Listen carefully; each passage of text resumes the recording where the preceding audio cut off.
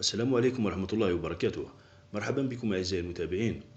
تشاهدون في هذا الفيديو ترتيب الدوري الجزائري وموعد جميع مباريات الجولة 16، والبداية بالترتيب، حيث تحتل مولودية الجزائر المرتبة الأولى ب36 نقطة، متبوعة بشباب بلوزداد في المرتبة الثانية ب24 نقطة، وفي المرتبة الثالثة اتحاد العاصمة ب24 نقطة أيضا.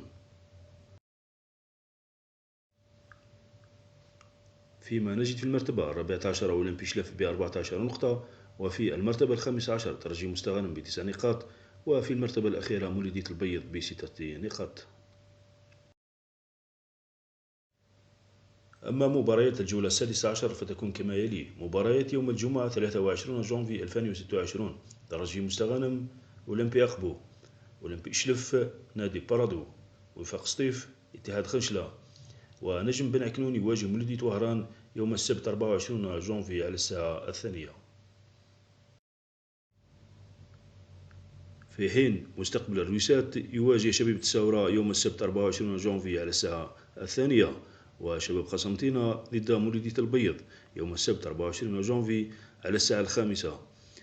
فيما تم تأجيل مباريات اتحاد العاصمة شبيبة القبائل وشباب بلوزداد مولودية الجزائر إلى وقت لاحق.